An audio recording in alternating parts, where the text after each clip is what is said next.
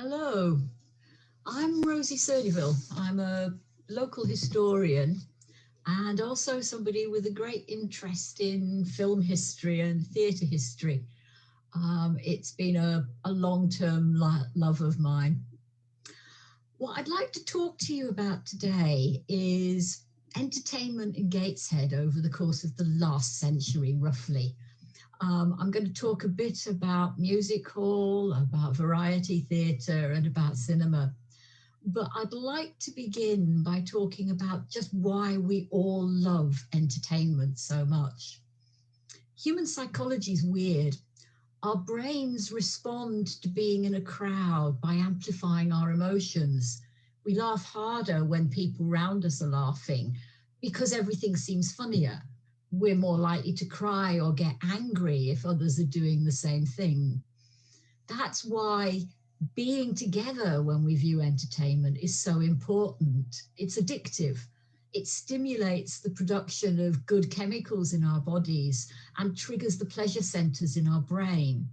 And that's why, for centuries, we've come together for entertainment, which is what is going on in this picture. This is Gracie Fields at the opening of Black Cinema in 1937. As you can see, a crowd of thousands has come to greet her. She also symbolizes something else that's quite interesting about our attitudes to entertainment. Very often we use it as a means of judging people. I've got a friend who doesn't have a television, and while he would never ever dream of saying so, I sometimes get the feeling that he thinks that my addiction to cookery programs might be just a little bit lacking in intellectual worth. Gracie, who was enormously popular in her time, was viewed by some people as just a little bit common, a little bit risque at times. There's a wonderful policy document produced by the BBC in 1948 in which they say that you have to seek special permission if you want to imitate Gracie as part of a comedy routine on radio. Now, that might have something to do with the fact that they were trying to protect her image copyright, but it might also have been because they weren't entirely sure that she was just what you wanted to have on the BBC, despite the fact that she'd actually been made a dame in 1938. The cinema that she's opening is a very interesting one. Originally known as Black's Regal because the Blacks brothers were a group of cinema owners in the area at the time. It was taken over by the Odeon in 1944 and renamed a year later. Fields at this time was Britain's highest paid music and film star. And she'd actually interrupted a glamorous holiday in St. Moritz to come to Chilly Tyneside for this occasion. You can see thousands of people lining the streets and halting traffic as Gracie sang to them from the cinema roof. It was publicity and promotion at its finest, who probably just couldn't afford to bring somebody of her stature to Tyneside these days. The Gateshead Odeon, as it became, showed its last film in 1975 and became a top-ranked bingo hall for a while after that, closing in 1995 and being demolished in 2003. It was a history that was to become very common for cinemas and other places of entertainment. But if you go back to the 1930s, when this picture was taken, you're actually looking at the period when cinema was at its most important and well attended. At the end of 1936, Oxford vicar's wife, Madge Martin, noted that she'd read 35 books that year, seen 29 plays, and gone to 66 films. Now, even assuming that those films had been double bills, that means most weeks she was taking a trip to the cinema or to the theatre. But of course, at the end of the 19th century and the early years of the 20th century, cinema wasn't the big draw. There were a whole range of other entertainments that were being promoted for everybody, through from the upper classes through to ordinary working people.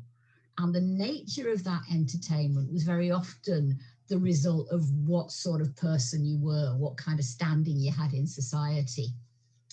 This is what was a music hall and variety theatre and would later become the Isolde Cinema.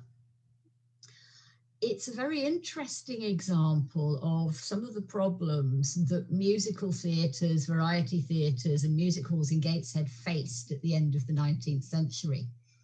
There was a barring clause, a condition that was put in the contracts of travelling players, artistes and performers, which meant that if they appeared in a significant Newcastle performing venue, then they couldn't then go on to perform in Gateshead. Effectively, the theatre owners in Newcastle were protecting their business at the expense of Gateshead. Now, the Isolde started out as the King's Theatre on the corner of Sunderland Road and the High Street. It was erected by the Gateshead Alhambras Theatre of Variety in the late 19th century. The plan was that it would become a very high-class venue. It was going to bring in theatre groups from London. It was going to be the sort of place where people with money and with social status would go. It didn't quite work out that way because it was never able to actually get the really important groups to perform. The barring clause had stopped them from coming through to Gateshead. Richard Thornton of Moss Empires, one of the biggest production and performance companies in the country, took over the theatre in 1917. And it was because of his influence that you were able to get more performances in Gateshead. He was able to ignore the barring clause because so many of the theatres that imposed it were actually owned by Moss Empires. Music hall was very much a raucous, rather seedy activity. There was lots of drinking and plenty of audience participation, which could take the form of barracking and heckling the performers if they didn't like what was going on. Music hall was the sort of place where nice middle-class audiences just didn't go. If they wanted a bit of entertainment, then something like variety theatre, which took place in places like the Tyne Theatre in Newcastle, was where you would go. It was a bit more expensive, which kind of self-selected the audience. And it was also the sort of place that was likely to take place in a venue known as the Empire or the Palace. It's a way of saying, this is somewhere a bit better class. This is where you would like to come and maybe even bring your family. That's why you get so many places called the Empire or the Palace all over Britain. Of course, there were plenty of music halls. The People's Music Hall was situated in a large public house in Bottlebank in Gateshead and could accommodate about 400 people. That had been opened by George Handyside in 1874. That name may be familiar to some of you. When I first came to Newcastle in the 70s, the Handyside Arcade was somewhere that I used to go to quite regularly. George was actually responsible for building that. He tried to establish another music hall in Gateshead a few years after this one at Pleasant Row, but the residents petitioned and a theatre licence was withheld, largely because people thought that it would just be too much bad news. They didn't like the idea of that sort of audience in their area. The sort of thing that you could see at the music hall and the variety theatre is just astonishing. This is Charles Dickens talking about music hall in London and the sort of acts that would appear there. As you can see, aside from the standard performers who were usually singers or piano performers and dancers, you had a whole range of other activities. The picture is actually of what I think might be the pub on Bottlebank where that Gateshead Music Hall was based. For ordinary working people, working hours were very long, and they weren't particularly well paid, which made it very difficult for them to go to any sort of ordinary theatre. Music hall or variety solved the problem. They could go at any hour they pleased because there was at least 2 or 3 performances an evening. And because the programme was organised with sets of turns, you could drop in the middle of a performance and it wouldn't really matter. You wouldn't have missed that much. And of course, besides all of that, and this was a very important factor, there was the chance of enjoying a smoke, a luxury prohibited in all theatres run under the Lord Chamberlain's licence, as well as the drink that was easy to obtain in the music halls.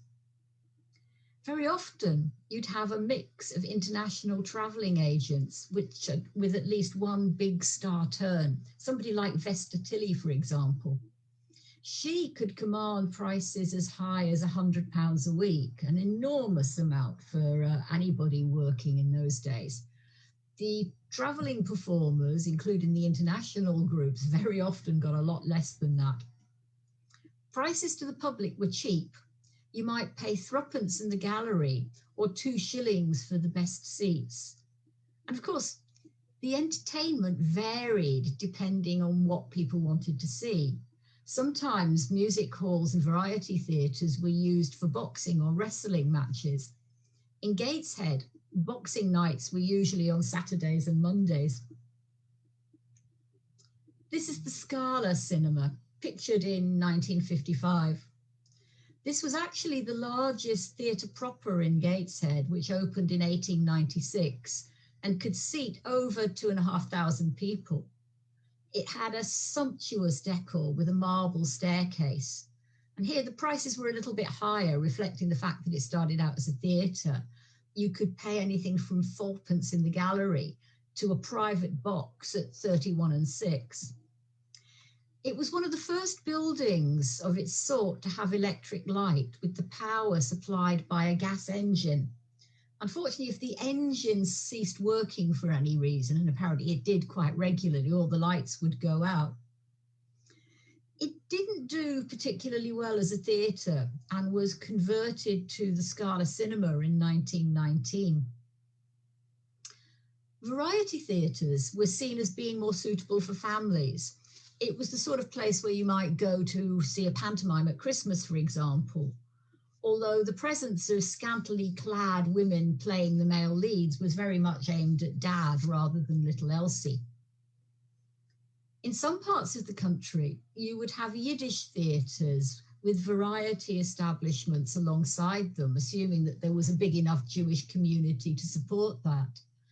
In Gateshead, where the Jewish community was largely Haredi over the 20th century, there was less call for that, and I've not been able to find any evidence of Haredi.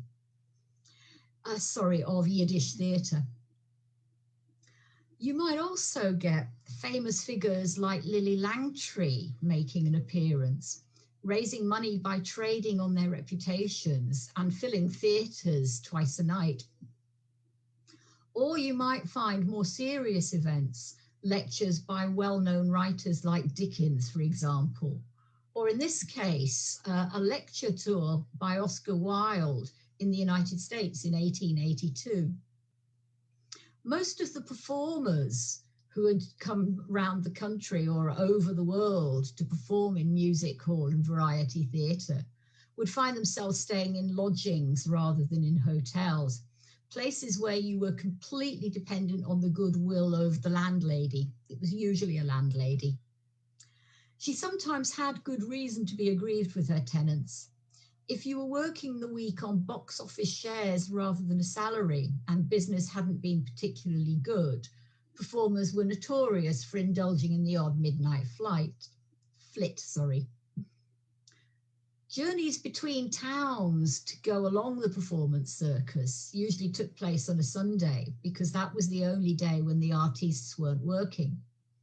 Then as now, most of that travelling was done by train, and the journeys were often long and arduous between places as far apart as Newcastle and Gateshead and Plymouth. During the heyday of this sort of performance, Around 3,000 people were employed as artistes, and so very many of them were on the Sunday trains. Ted Ray, for example, noted that on a Sunday at Crewe, about the only people you could expect to see on the platform were actors of some sort. And they travelled all over. This is a really interesting article about Kenneth More. And if you take a look at the description of where he's going with the play that opened in June 1946, he goes from Aberdeen through to Newcastle to Nottingham, Wimbledon, Bristol, and then into the Aldwych for a long run. Aldwych, of course, is a playhouse in London. Writing of the takeover of the King's Theatre by Moss Empires in 1917, the Stage newspaper noted, after renovating and rearranging the seating, the house will be opened under the name of the Empire and will be booked in conjunction with other enterprises. This gives artists 4 weeks at each venue, with practically no railway fares or trouble in securing trucks for scenery, which can be sent on the road by the Sunday, to the great saving of labour in loading and unloading.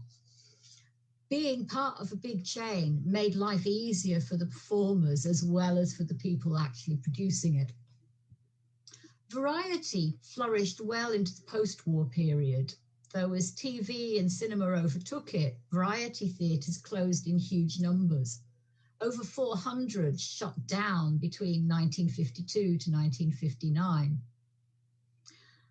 As cinema took off in the early part of the 20th century, it was more and more common for both music halls and variety theatres to show movies alongside more traditional acts. Like music hall, cinema in its early days was seen as not entirely responsible or respectable, but the First World War was to have a huge impact on that. You see, during the First World War, entertainment of all sorts was really important for keeping spirits up. But the birth of the newsreel and of patriotic films that supported the war effort gave cinema an enormous boost. For a generation of civilians who'd never known war on this scale, the newsreels were a link to an absent generation of men.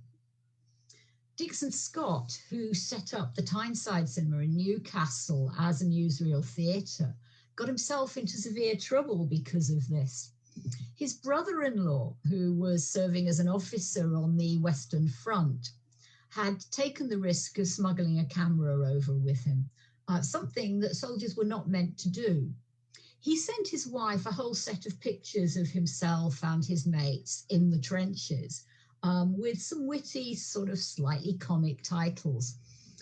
She showed them to her brother, who immediately posted them as a newsreel at the Tyneside, and who got his brother-in-law into severe trouble as a result, because his commanding officer just happened to be sitting in the Tyneside on the morning that these were shown for the first time. I'm told that the comic titles that particularly referred to him went down particularly badly. But of course, they weren't just about entertainment. Music hall, variety theatre and cinema became venues for recruitment, for the celebration of local heroes, and for fundraising. The tradition of international acts also continued during the war, and it had a particular resonance in demonstrating how the empire was solidly behind Britain. For example, African-American Will Garland's black troupe of players, called the Coloured Society, brought his show In Dahomey to Newcastle and to Gateshead Metropole in May 1917. The other great form of entertainment just during this period was repertory theatre, rep as it was known, where bands of actors would either travel around as a group to different cinemas and theatres, or might be based at one theatre for a season, performing a whole set of different plays, very often different performances each week. It was hard work, You might have 2 performances a day, sometimes 3, and you would be spending the morning learning the lines for the next week's entertainment while you were also doing dress rehearsals and performances for the current one. The Isolde was a rep theatre between 1933 and 1939, for example, and would house many of these companies. This is a picture of the Grand Theatre in Byker, where Kenneth More and Flora Robson both appeared early in 1938. Shields-born Flora Robson visited the Northeast quite regularly, supporting theatres like the repertory ones that I've just mentioned, but also little theatres and specialist theatres like the People's Theatre over in the People's Theatre over in Newcastle. She'd graduated from RADA in 1921 and spent the next 2 years doing rep. It was a common path for young actors. It was quite hard to get yourself established in any other way. It didn't really work for her, and she ended up taking a job in a shredded wheat factory in the south of England until 1929, where she organised theatrical productions for the workers. But she was finally able to make a hit in London in 1929 and became quite well known as a repertory actress there. She ended up living opposite Paul Robeson, the famous American actor, and played opposite him in a very controversial play called All God's Children, which was actually about an interracial marriage. They shot sparks off each other, according to one critic. Theatre was her great love, though. She was particularly famous for film. Her final film before her death in 1984 was a historical documentary about the time. It's rather nice that her last words on film are actually, "I'm a Geordie and proud of it." The last words in the film as well. The Flora Robson Theatre over in Newcastle would be named after her. I've already mentioned the Blacks family and their role in theatre and film production in the area. They were hugely important. On the slide here, you have George Black Jr., the son of George Black, who was the founder of the family business. They were probably the most famous family in the area, and they were involved in the industry at all levels for much of the 20th century. George Black Sr. had been born in Newcastle in 1857. He had various occupations. He was a property master at the Theatre Royal in Birmingham, for example, a travelling showman. He had a mobile waxworks and a flea circus performer. His 3 sons followed him into the business. George Jr., for example, was running a projector and helping out with the flea circus at the age of 12. It was George Sr. who spotted the potential in cinema. Initially, he toured with cinema as well, but in 1905, he decided that fixed locations were the way to go. In that year, he set up the Monk Wearmouth Picture Hall in Sunderland, one of the first permanent cinemas in Britain, and he bought 2 more in the area before he died in 1910. The Monk Wearmouth Picture Hall had previously been St. Stephen's Presbyterian Chapel, but it ceased to be a church in 1903. It was in this building that he would store and sometimes exhibit his waxworks exhibition. Black Sr., along with his 3 boys, George, Alfred, and Edward, known as Ted, ran the cinema as the British Animated Picture Company and claimed that it was the first permanent cinema north of Birmingham. As an added attraction to the waxworks, they would sometimes show films in there. The paying customers sat on the old chapel pews in front of a white sheet, which was used as a screen and was tied to the lectern to keep it nice and steady. George Jr. operated the hand-cranked kinematograph, Alfred ran the box office, and Ted wrote the prologues for the silent films. The first one that they showed was a newsreel called The Launching of the Mauretania. As early as 1907, Black Senior anticipated the Cinematograph Act of 1909 and separated the projector from the audience, which was very important in terms of safety. They ran twice nightly shows and made a considerable amount of money when in 1914, Black Senior purchased local area screening rights to show the film Tilly's Punctured Romance, starring Charlie Chaplin, Marie Dressler, and Mabel Normand. I'm sorry, I made a mistake there. It was actually George Jr. who bought the rights there. His father was dead by that time. In 1909, Black Senior opened the new Picture Palace in Gateshead. He also became the sole proprietor of a number of other palaces scattered through the area. He was very well known for his support of local charities, a tradition that would become common amongst owners of theatres and cinemas. They were often aimed at local children. Black, for example, distributed food and shoes amongst the poor children of Sunderland. By the time of his death in 1910, his sons controlled a chain of 12 cinemas right across the area. George Black Jr. claimed that he and his father experimented with the idea of talkies long before 1929. He said, "We collected a couple of old men and old women who saw the film through once, chose what parts they wanted to play, and then stood behind the screen on the first night of its performance and made up the dialogue as they went along." The tradition of offering different prices and facilities continued with cinema as it had with theatre.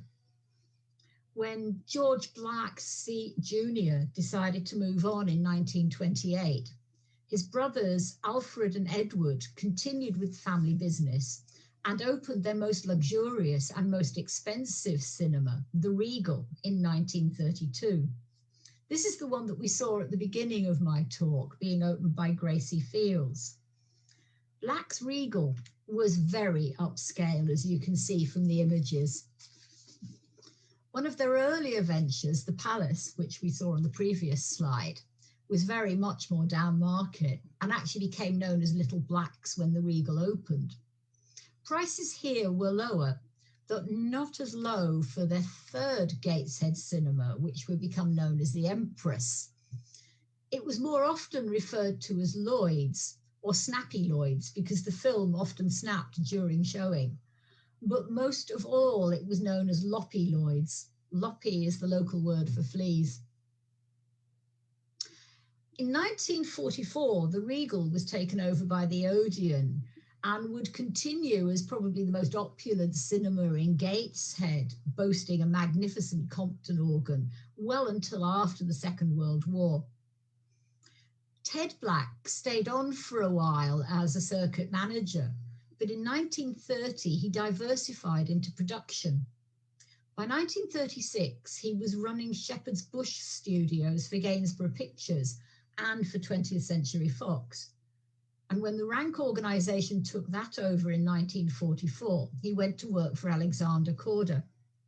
Ted was responsible for pictures like The Man in Grey, Oh, Mr. Porter, and The Lady Vanishes, films that I've loved all my life.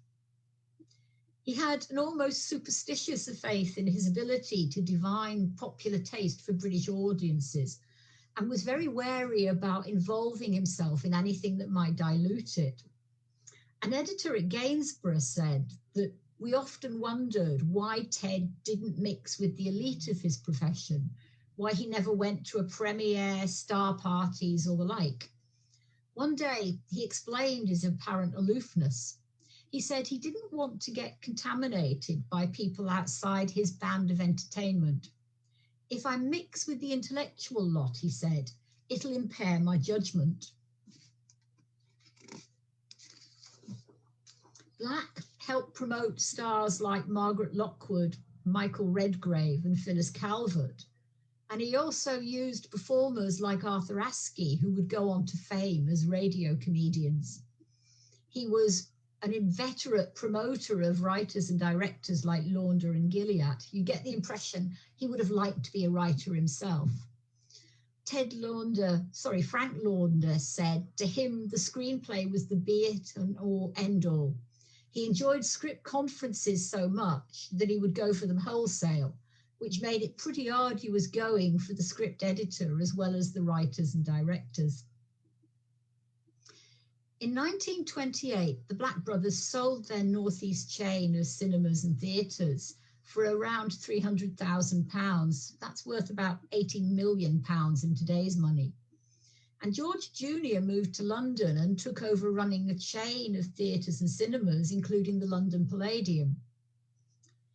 He'd served throughout World War I as private in the Northumberland Fusiliers, rising to the rank of Lance Corporal. And maybe that explains his feel for what ordinary people wanted.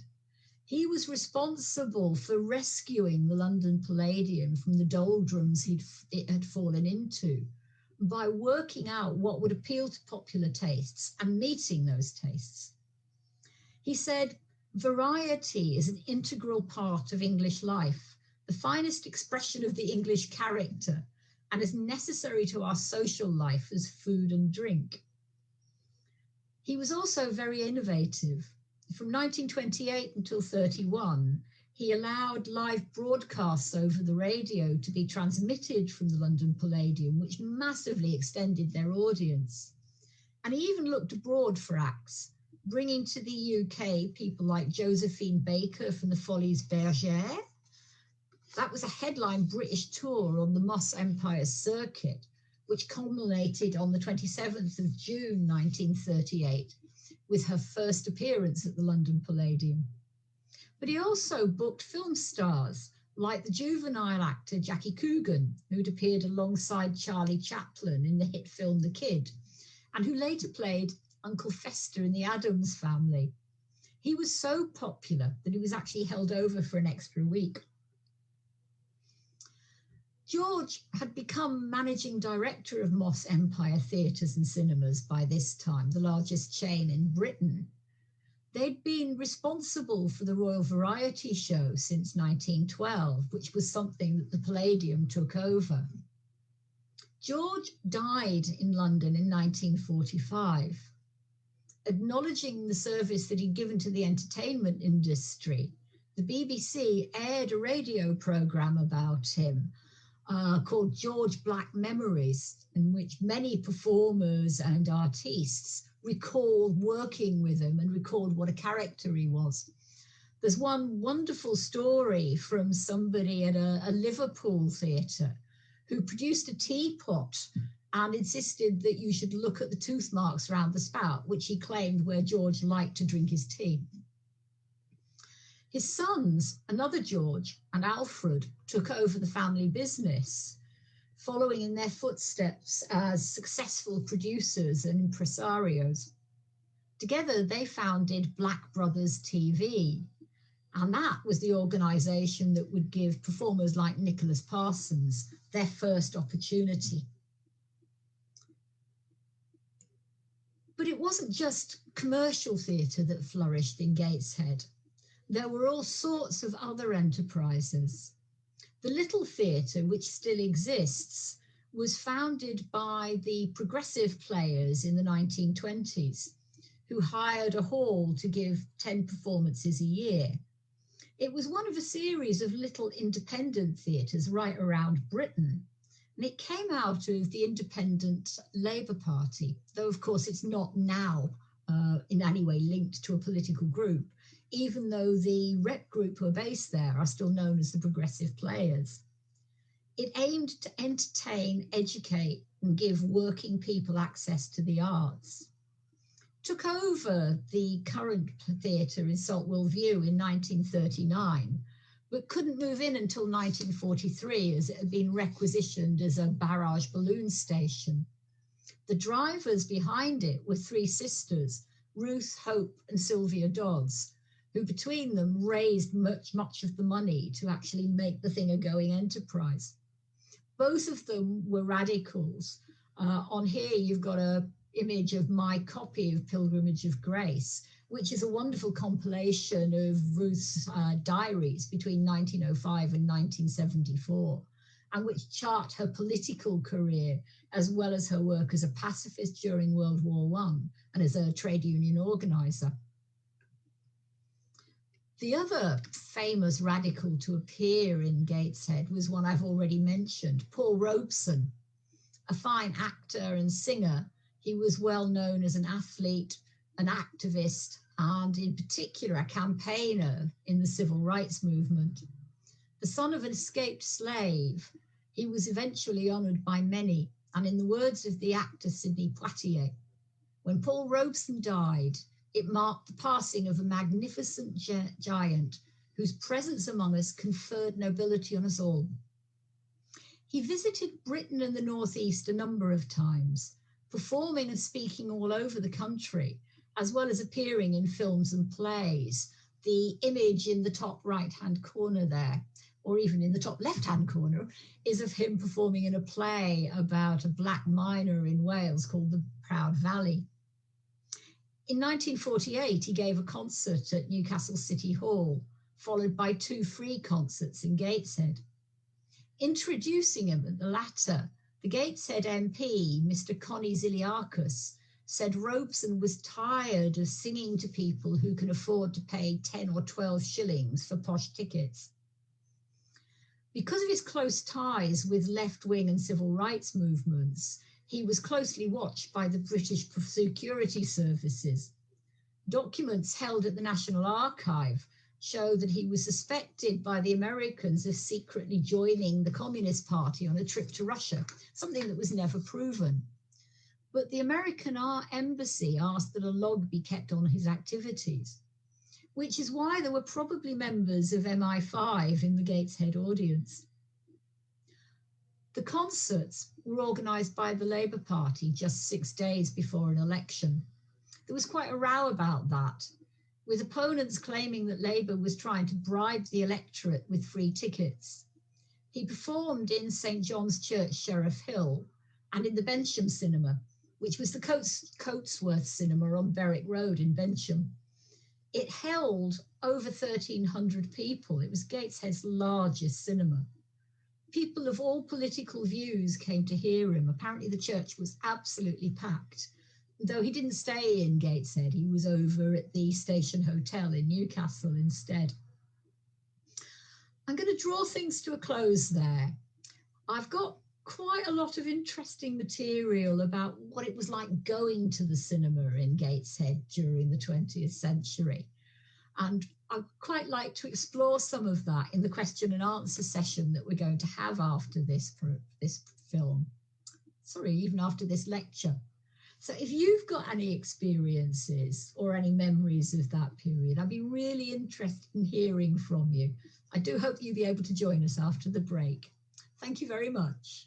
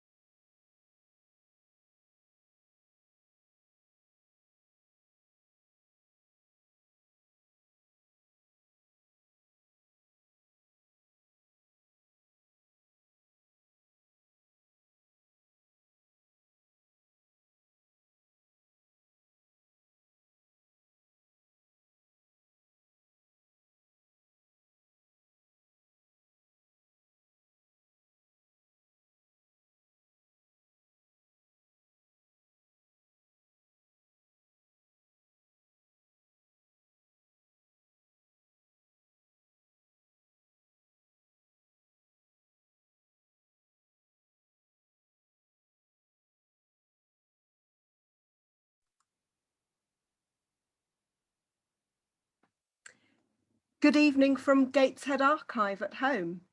We hope you enjoyed Rosie's talk this evening, and it would have been lovely if we could have been together in person to hear Rosie's talk.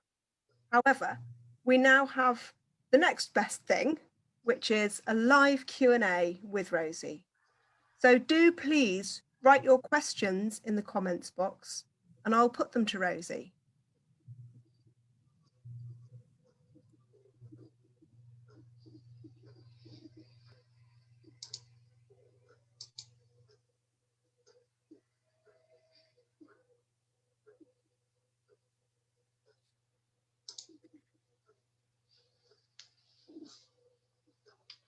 So Rosie, can you Hello. see there?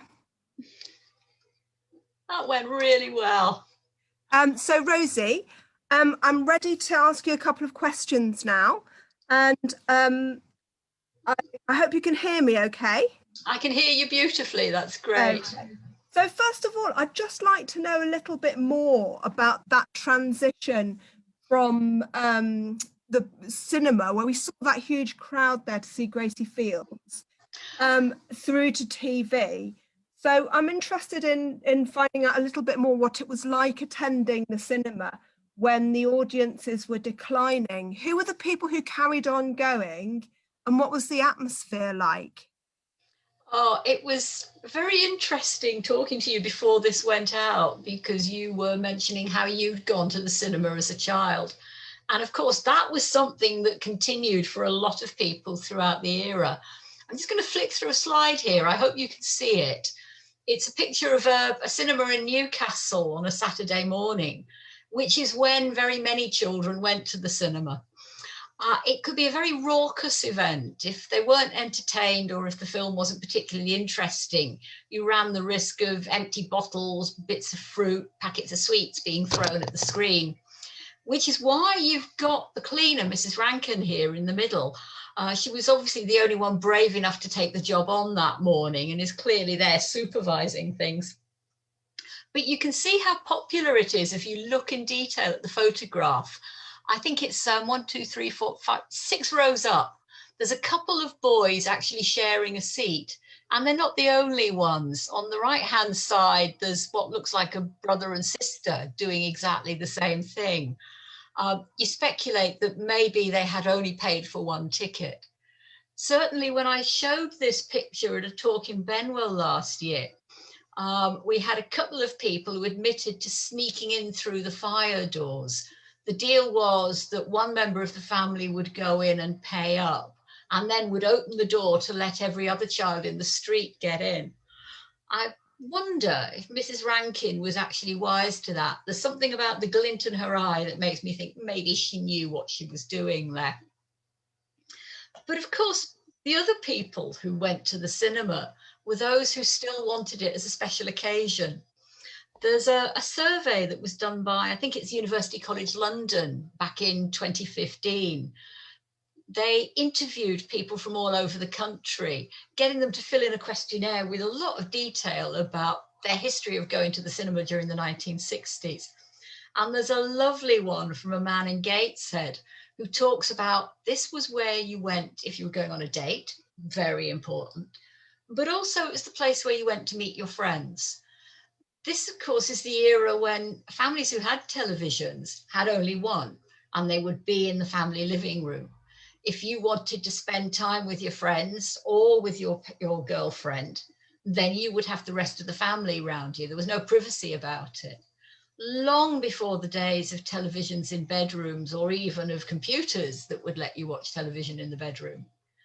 And it was also the era when the cinemas were producing really big blockbuster films in an attempt to get people coming back.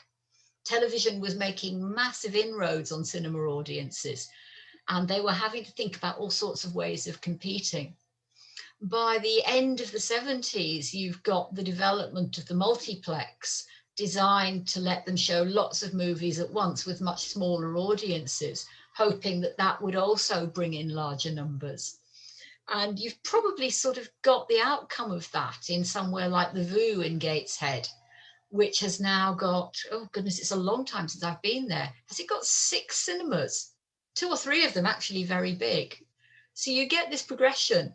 Cinema becomes a sort of special entertainment, one that you will go to some trouble to go to, but only occasionally, because television is your go-to source of everyday entertainment.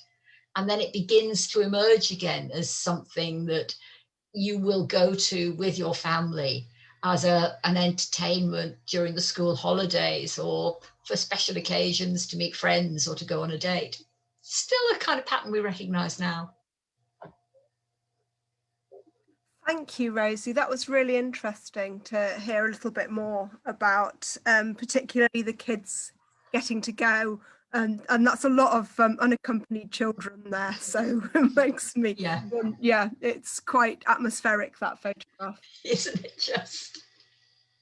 I'm wondering, you talked about broadcasting on the radio from the London Palladium. And I'm wondering if there was a similar sort of a decline in musical entertainment, maybe musical, as radio became more popular. Obviously, this would have been earlier than with TV, but is that the case or not really? No, that's the interesting thing. Radio is also entering its heyday in the 30s. And by the time we get into the Second World War, it's hugely important. It's the main source of home entertainment for a lot of people. But that doesn't mean that they're not also going to the cinema. There was a brief period right at the beginning of the war when the cinemas are closed. The government feels that it's just too dangerous. They need a total blackout. But they reopen rapidly because they're seen as so important in terms of morale. And what happens then is that you get people flocking to the cinemas in very large numbers, and sometimes having to think about how you end up keeping safe while that's going on. There is a lovely story about, I'm just trying to remember which cinema it was. Is it Shipcott? No, I think it might be Black's Regal, actually, where during an air raid, you had the option of actually just staying in the building and hoping that the planes would pass overhead. And the organist would actually play music to soothe people while that was going on. There is a story that he was, in fact, not somebody employed by the cinema, but the organist from a local church. I think I read that it was the Venerable Bede who supplied this brave soul. I wonder if you really could drown out the noises of the planes overhead. It must have been a pretty twitchy experience. And it does suggest that the building was a particularly solid one. Thank you. It's interesting to hear about how important cinema and entertainment was during the wartime period as well.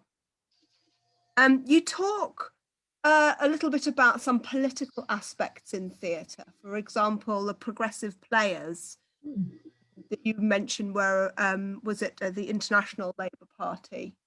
I'm wondering whether you think there's less politics in theatre these days than historically, and what factors might influence that.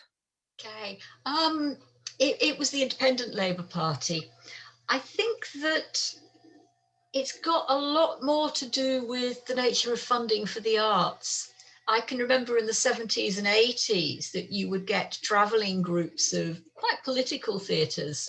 People like 784 would tour the country.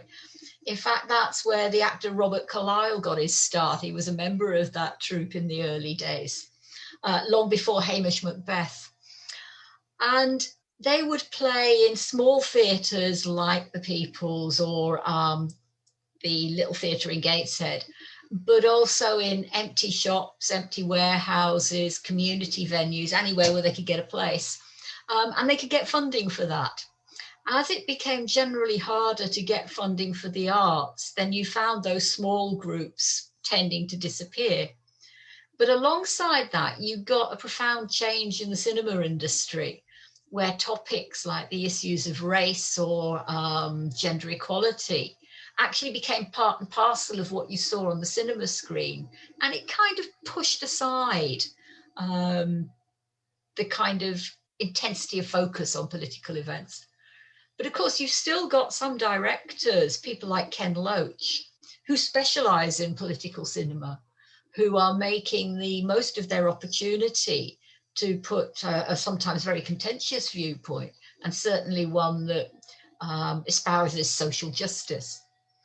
The interesting thing, I think, is the point where those sorts of performances actually start cropping up on television.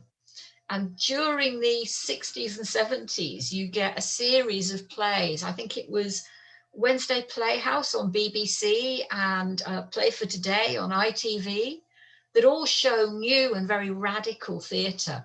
I might have got those the wrong way around, by the way. Feel free to correct me if I have. So it's still going on, but the funding changes where you expect to see it. I've just noticed a comment on the Facebook site about people not being allowed to perform in Gateshead if they appeared in Newcastle. You're absolutely right. It's an incredible cheek, isn't it? And it probably did for at least a few music halls and variety theatre venues on this side of the river.